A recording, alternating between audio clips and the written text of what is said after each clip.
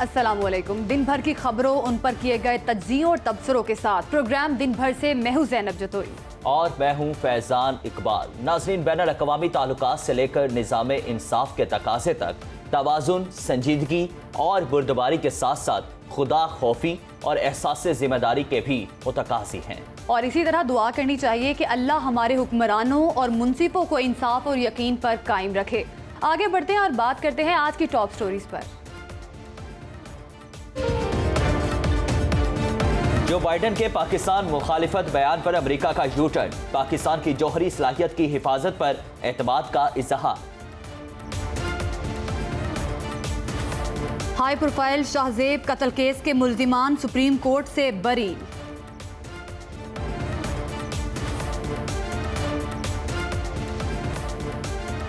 सिंध में तीसरी बार बल्दियाती इलेक्शन का इल्तवा, क्या पीपल्स पार्टी और MQM को शिकस्त का खौफ है?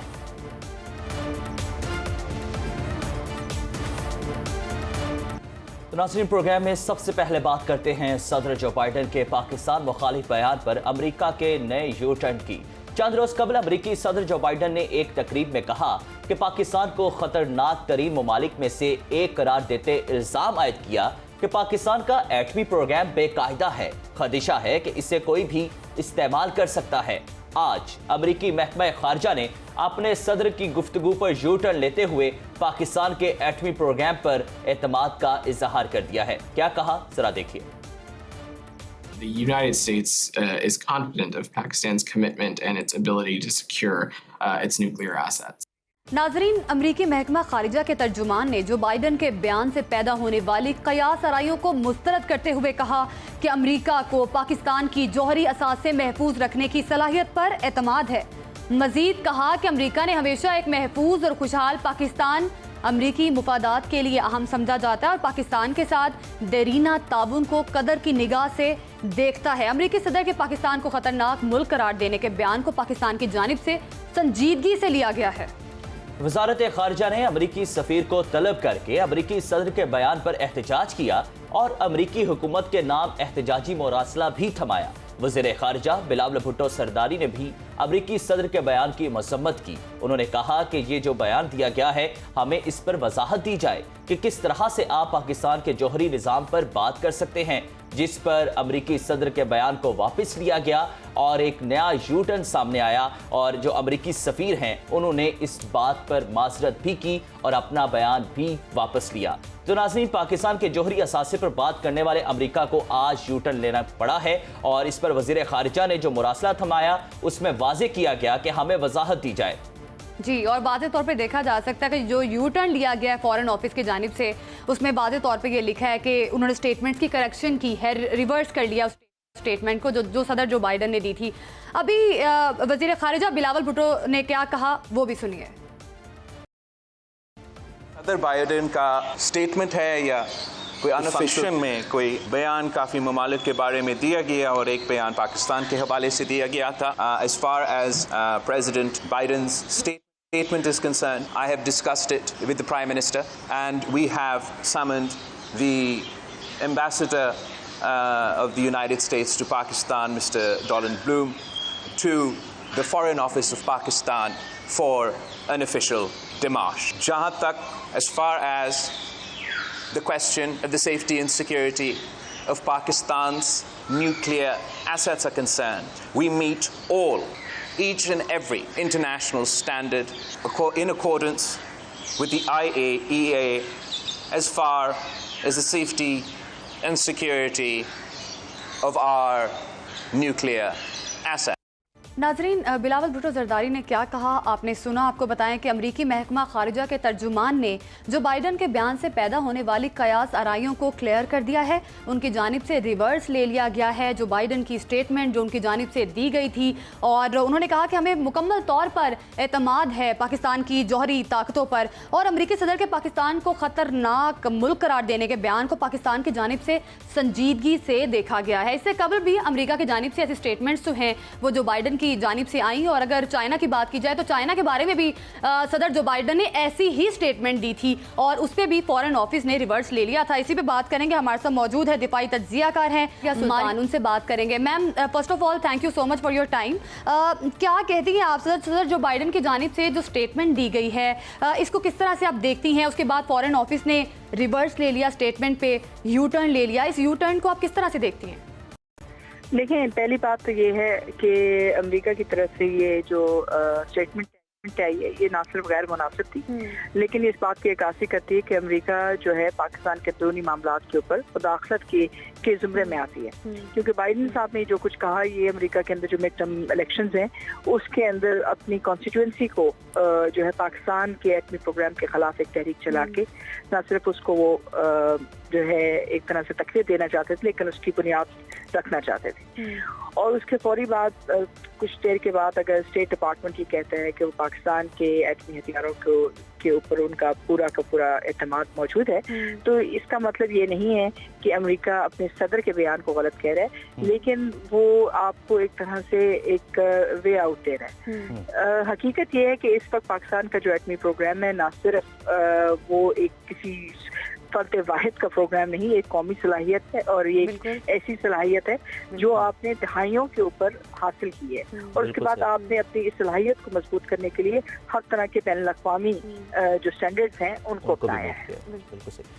तो मैम, जिस तरह से हमने देखा कि वज़ीर ख़ारजा ने भी इस चीज़ पर फौरी नोटिस लिया और आज army chief general Qamar Javed Bajwa की ज़ेर सदारत कोर कमांडर कॉन्फ्रेंस भी हुई और उसमें भी वाज़ेह पैगाम दिया गया कि पाकिस्तान बखूबी जानता है कि अपने जौहरी निज़ाम की हिफाजत किस तरह से करनी है, बल्कि पूरे दिफा के लिए हम अपने हर तरह के दिफा के लिए हम वक्त तैयार हैं। तो क्या समझते हैं कि ये पाकिस्तान की जानिब से जो फौरी रद्द-ए-अमल दिया गया है ये वजह बना उनको अमेरिका को अपनी वजाहत देने पर?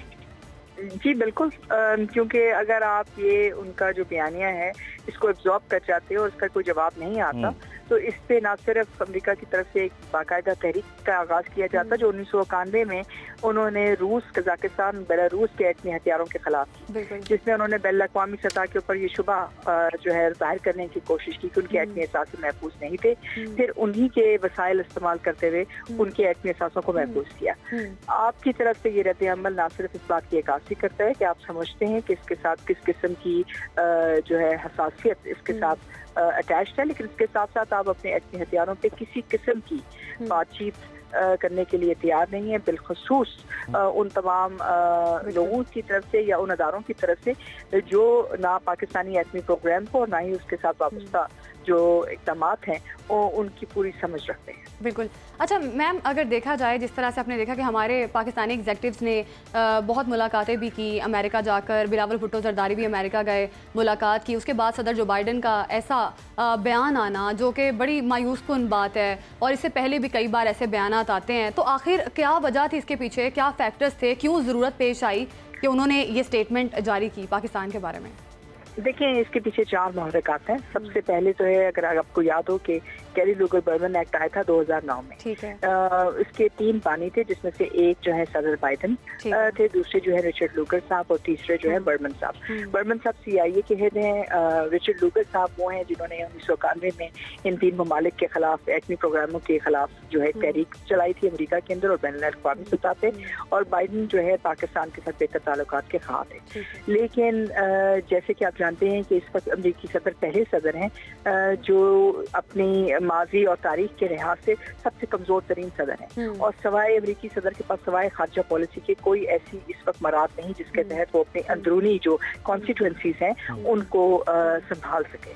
तो यही वजह है कि ना सिर्फ हमें जो है इस वक्त जो उनका बयान है वो अमेरिका के अंदर जो मिड टर्म इलेक्शन होने वाले हैं उसकी तरफ, और फिर उस कैरी लूगर बर्मन एक्ट के जो अभी तक जिंदा है, एक तरह से एक जिंदा बिल है, उसको इस्तेमाल करते हुए वो ये बात वाज़ेह करना चाहते थे कि जो अफगानिस्तान में उनको नाकामी हुई है बाकी जगह के ऊपर, अभी भी कुछ मराद हैं जो वो पाकिस्तान के मफरूज़े पर, बिलखसूस पाकिस्तान के एटमी प्रोग्राम के मफरूज़े की बुनियाद के ऊपर हासिल कर सकते हैं। और दूसरी जो चीज़ है वो हिंदुस्तान और अमेरिका के माबैन जो ताल्लुकात हैं, जाहिर है वो एक दूसरी इसी पर ही मैंने नेक्स्ट क्वेश्चन आपकी तरफ करना था कि पाकिस्तान का जो एटमी सिस्टम है वो बिलाशुबा सिक्योर है और पाकिस्तानी फौज अच्छी तरह जानती है कि किस तरह से और करना है, और हम तमाम तमाम जो इंटरनेशनल स्टैंडर्ड्स हैं उनको भी बरोए कार लाते हैं। अभिनंदन का वाकया इसका मुंह बोलता सबूत है कि पाकिस्तानी आर्मी ने किस तरह से प्रोफेशनलिज्म का मुजाहिरा किया। तो निशानदेही इस बात पर कीजिएगा कि क्या मकासद क्या हो सकते हैं। डू मोर करने का मुतालबा, तब पाकिस्तान का एटमी निज़ाम अच्छा था और अब उसको तनकीद का निशाना बनाया जाता है। दूसरी जानिब जो आपने जिक्र किया भारत का, तो भारत जो फाशिस्ट है और जिसकी इंतहा पसंदी को पूरी दुनिया मान चुकी है, उसके एटमी हथियारों और उसके एटमी निज़ाम की कोई बात नहीं करता, पाकिस्तान को ही क्यों तनकीद का निशाना बनाया जाता है? क्या मकासद है? देखिए, जैसे मैंने कहा कि बीका कमकासा जो है अमेरिका और हिंदुस्तान के माबैन ये दफाई जो माहदे तय पाए हैं, उसके तहत बहुत सारी चीजें हैं जो अमेरिका हिंदुस्तान को देना चाहता है। लेकिन इन तमाम सूरत हाल के लिए बहुत जरूरी है कि हिंदुस्तान के पास इलाकाई बालादस्ती हासिल हो। इलाकाई बालादस्ती सिर्फ उस वक्त हासिल हो सकती है जब पाकिस्तान जो है इस खित्ते में दूसरी पोजीशन मानने के लिए तैयार हो। और इन तमाम चीजों के दरमियान जो चीज वाहिद है जो हाइल करती है अमेरिका के और हिंदुस्तान के जो इस खित्ते के साथ जो अहदाफ हैं, वो पाकिस्तान का एटमी प्रोग्राम है। और ज़ाहिर है, जब आप पाकिस्तान के एटमी प्रोग्राम से कुछ शुबहात डाल देते हैं या इस किस्म की एक इंफॉर्मेशन कैंपेन चलाते हैं, तो आप पाकिस्तान को डिफेंसिव पे डालने की कोशिश कर रहे हैं। और ये जो डिफेंसिव है वो यकीनी तौर के ऊपर अमेरिका अपने मराद के लिए और अपने मफादात के लिए इस्तेमाल करना चाहते हैं। और बाइडन बिलखसूस, क्योंकि हमें ये नहीं भूलना चाहिए कि डेमोक्रेट्स हमेशा से हिंदुस्तान के साथ जो है उन्होंने कलीदी किरदार अदा किया है दोनों ममालिक को एक दूसरे के करीब लाने की, और पाकिस्तान पे हमेशा जो है वो अभी आपने बात की कि सदर जो बाइडन हैं वो एक कमज़ोर सदर हैं, और जिस तरह से उन्होंने ये पाकिस्तान के जौहरी सिस्टम पे सवालात उठाए, मैम आपने कहा कि वो एक कमज़ोर सदर हैं। क्या आपको लगता है कि वो अपनी पोजीशन को सस्टेन करने के लिए या अटेंशन के लिए ऐसे स्टेटमेंट्स जो हैं वो देते हैं? जिस तरह चाइना के बारे में भी उन्होंने ऐसी स्टेटमेंट दी थी, फिर फॉरेन ऑफिस ने वो स्टेटमेंट रिवर्स कर ली थी, और सेम पाकिस्तान के साथ भी स्टेटमेंट दी और उसके बाद फॉरेन ऑफिस ने रिवर्स कर ली। तो क्या आपको लगता है कि वो अटेंशन के लिए ऐसी स्टेटमेंट्स देते हैं? नहीं, अटेंशन के लिए नहीं देते हैं। जैसे मैंने आपसे पहले कहा कि अमेरिका के अंदर इसमें बहुत सारी चीज़ों का जो ताल्लुक है उनके फाइनेंसेस के साथ है। कैरी लूगर बर्मन एक्ट के तहत वो इस मफरूज़े की बुनियाद के ऊपर खारजा पॉलिसी को इस्तेमाल करते हुए अमेरिका के अंदर जो है मराद भी दे सकते हैं और पैसे भी दे सकते हैं। इसी तरह चीन के खिलाफ भी जो उन्होंने स्टेटमेंट्स दी, जैसे मैंने आपसे पहले कहा, अमेरिकन सदर के पास वाहिद चीज़ है जो खारजा पॉलिसी है जहाँ उनके पास एब्सोल्यूट बर्तरी हासिल होती है जो इस्तेमाल कर सकते हैं। तो वो उनको इस्तेमाल करके, उन हेड्स को इस्तेमाल करके अंदरूनी तौर पे अपनी कॉन्स्टिट्यूंसीज को फंड करना चाहते हैं। यही वजह है कि आपको ये चीज बारहा देखने में भी नजर आएगी और इसी किस्म की जो सिलसिला है वो जारी रहेगा। तो हमें ये नहीं समझना चाहिए कि इस स्टेटमेंट के बाद ये बात खत्म हो जाएगी, क्योंकि अगर आप देखें तो ये जो स्टेटमेंट है उन्होंने अपनी इलेक्शन कैंपेन के दरमियान के दौरान बिल्कुल thank you so much ma'am, आपने हमें वक्त दिया। यकीनन अमरीकी महकमा खारजा के तर्जुमान ने जो बयान दिया, बड़ी कयास आराइयाँ भी की गई और फॉरेन ऑफिस की जानिब से उस बयान पे यू टर्न भी ले लिया गया है। नाजरीन, अब बात करते हैं एक कत्ल केस की जो 10 साल चला और उसमें कई ट्रांजिशंस हुई, कई तब्दीलियाँ आई। अभी आपको बताएं कि इस केस के हवाले से आपको बताएं कि सजा को कालअदम कर दिया। शाहजेब कत्ल केस में शाहरुख जतोई समेत तमाम मुल्जिमान को सुप्रीम कोर्ट ने बरी कर दिया है।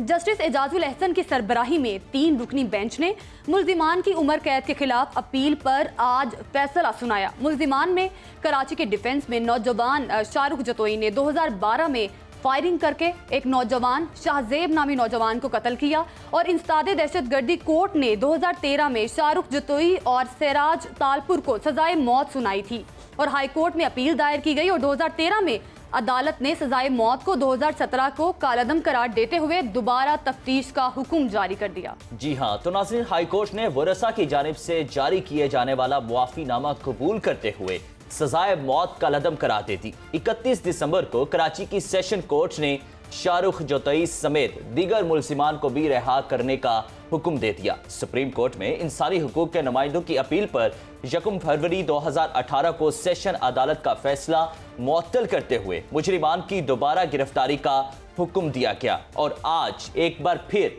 सुप्रीम कोर्ट का मुल्जिमों की रिहाई का फैसला सामने आया है। हाई प्रोफाइल और बाअसर मुल्जिमों के हवाले से शाहजेब कत्ल केस और भी कई हवालों से 10 साल खबरों की जीनत बनता रहा। मुल्जिमान की रिहाई के वक्त विक्ट्री का निशान जेल में शाहाना अंदाज की बैरिक पर चीफ जस्टिस साकिब निसार का छापा भी खबरों की जीनत बनता रहा। इसी पर बात करेंगे। हमारे साथ मौजूद हैं हमारे मेहमान, उनसे बात करते हैं। बैरिस्टर वकास अब्रेस हमारे साथ इस वक्त मौजूद हैं। सर, बहुत शुक्रिया आपके वक्त का। सुप्रीम कोर्ट की जानिब से आज फैसला सुनाया गया है उस केस का जो 10 साल चलता रहा और कई इसमें तब्दीलियां भी आईं, कई रेफरेंसेस आयद हुए और सज़ा पहले सज़ा सुनाई गई, फिर उसको सज़ा के बाद सज़ाए मौत सुनाई गई। उसके बाद सुप्रीम कोर्ट की जानिब से एक मुल्जिम को रिहा कर दिया जाता है। कैसे देखते हैं आप इस फैसले को? सबसे पहले तो मैं कहूँगा कि खुशियों का एक नगर आबाद होना चाहिए, इस निज़ाम ज़र को अब बर्बाद होना चाहिए।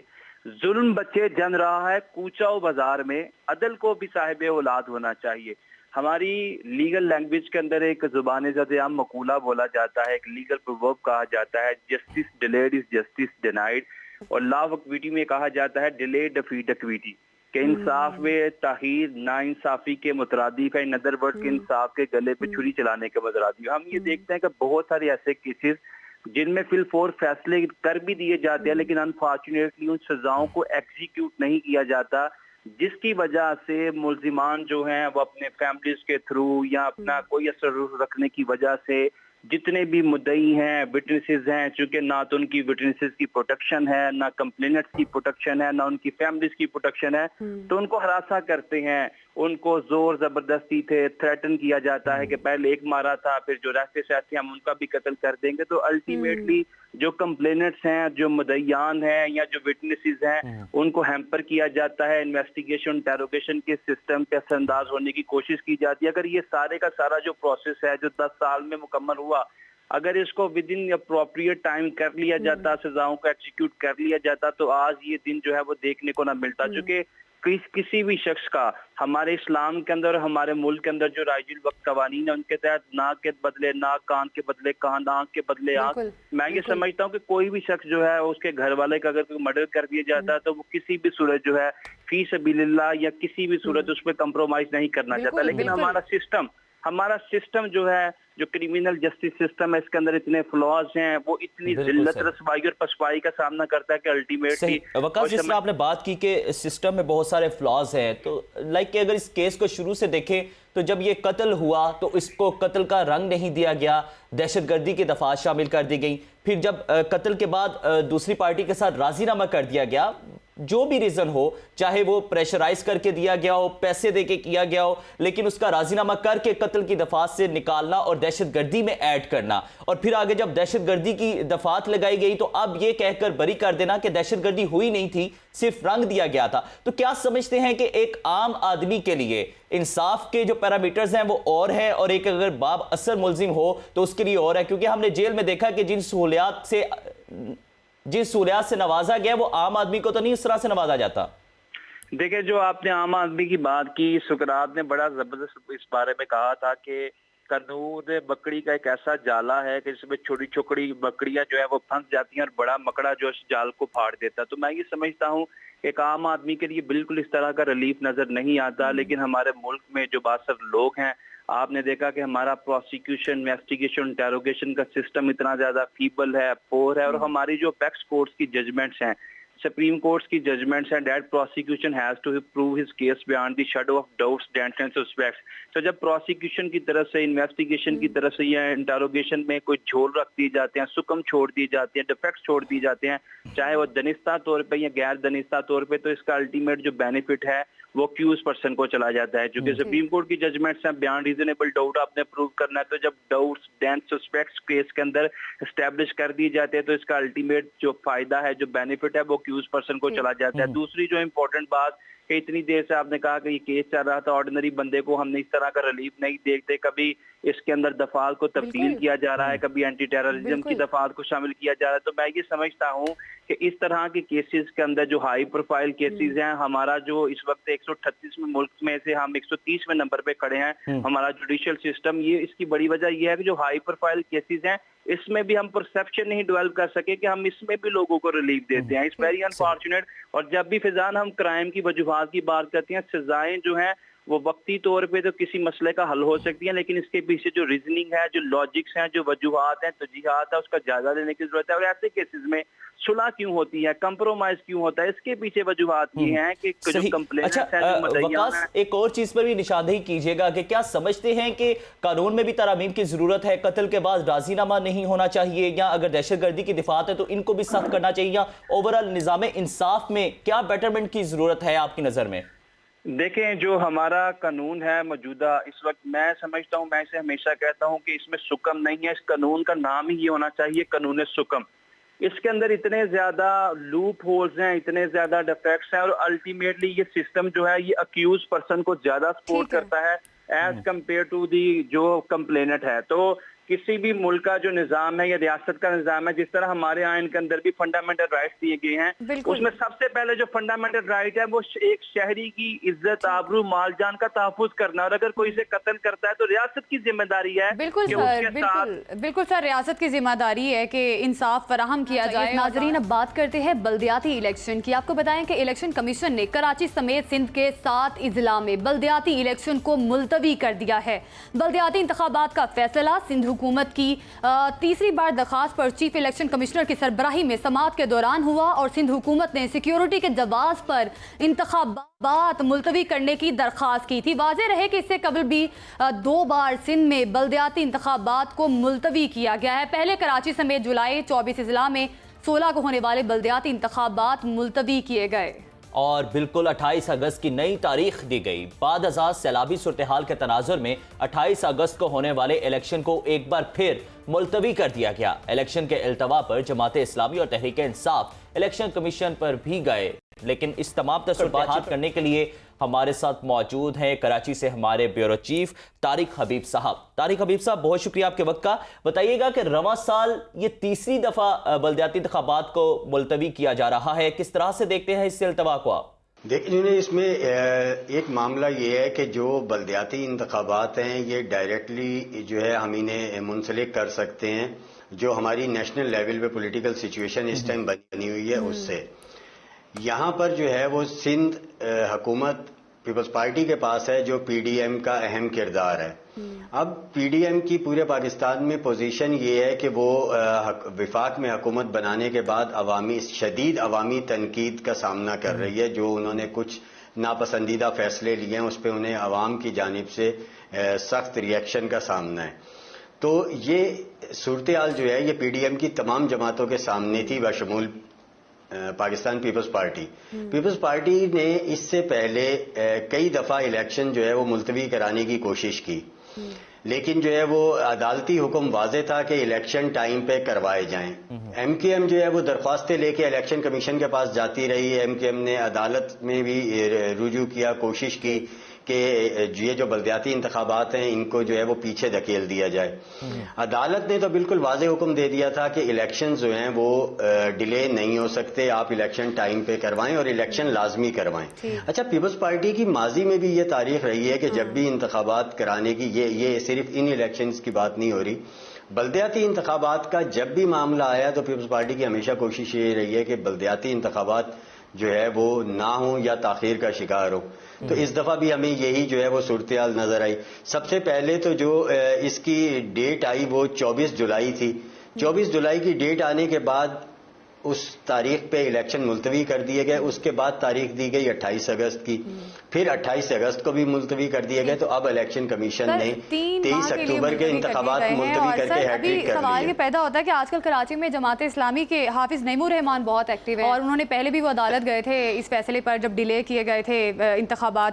ابھی آپ کو کیا لگتا ہے کہ جماعت اسلامی اور تحریک انصاف اب بھی عدالت جائیں گے؟ جی، جماعت اسلامی کے رہنماؤں سے ہماری بات ہوئی ہے. وہ جب یہ فیصلہ آیا اس کے بعد ان کا اجلاس ہو چکا تھا کہ وہ آئندہ کا اپنا لاہے عمل طے کرے، اور میرا خیال یہ ہے کہ وہ لازمی رجوع کریں گے عدالت سے، کیونکہ عدالت ان کے پاس آخری آپشن رہ جاتا ہے کہ وہ عدالت سے جا کے انصاف لیں اور عدالت میں یہ بات کریں کہ جی یہ بلدیاتی انتخابات ٹائم پہ کروائے جائیں.